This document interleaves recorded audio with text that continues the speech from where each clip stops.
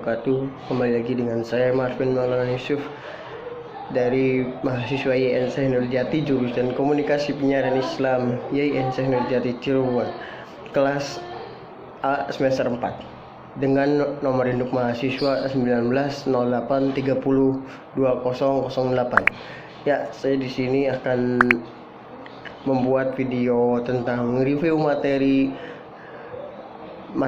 mata kuliah komunikasi massa yang diampu oleh pengajar, yaitu Bapak Babai Barmawi SAG MSI.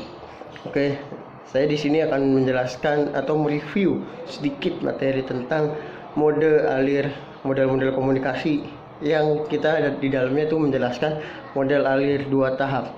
Oke, nggak usah lama-lama lagi, kita langsung jelaskan saja. Model alir 2 tahap atau two-step flow communication, yaitu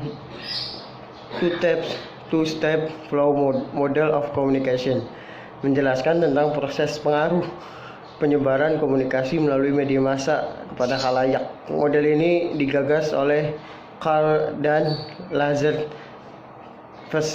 Menurut model ini, penyebaran dan pengaruh informasi yang disampaikan melalui media massa kepada khalayak itu terjadi secara langsung, bukan secara langsung, melainkan melalui perantara, misalnya pemuka pendapat atau opinion leaders.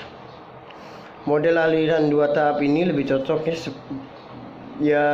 di daerah pedesaan atau lingkungan pedesaan yang cenderung sifat masyarakatnya itu bersifat homogen dengan tingkat melek medianya belum terlalu terlihat gitulah. Selainnya di masyarakatnya mah katro gitu kan. Dengan tingkat media yang masih ibaratnya belum terlalu tinggi dengan di kota, biasanya masyarakat ini sudah sangat mandiri dalam memilih informasi. Nah, mode alir 2 tahap ini melalui serangkaian proses, diantaranya tahap pertamanya nih dari media massa kepada masyarakat tertentu seperti pemuka pendapat selaku gatekeepers. Itu pesan-pesan tersebut akan disampaikan kepada anggota lainnya sebagai tahap kedua. Tahap keduanya itu pesan-pesan tersebut akhirnya dapat diterima kepada masyarakat secara umum. Nah gitu. Dalam model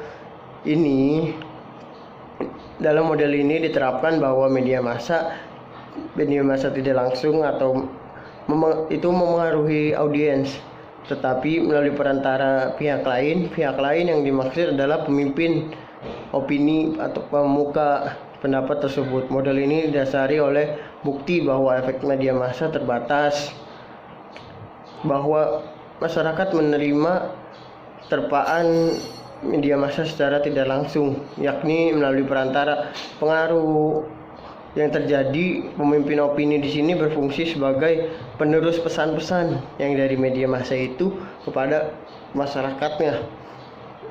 Bahkan pesan-pesan yang diterima audiens sudah diinterpretasikan oleh para pemimpin opini tersebut.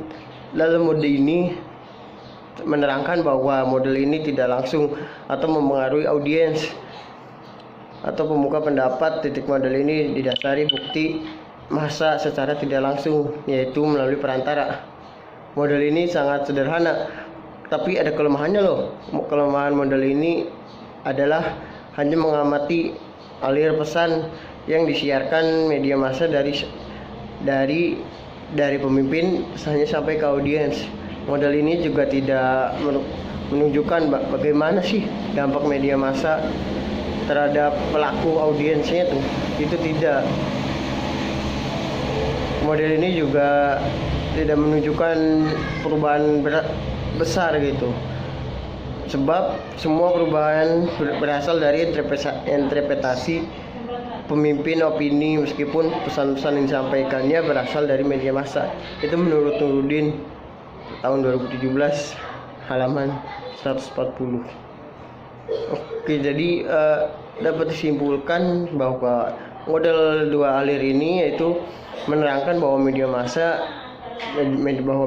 tidak langsung atau mempengaruhi audiens, tetapi melalui perantara pihak lain. Pihak lain yang dimaksud adalah yaitu pemimpin atau yang memulainya. Jadi seperti itu guys.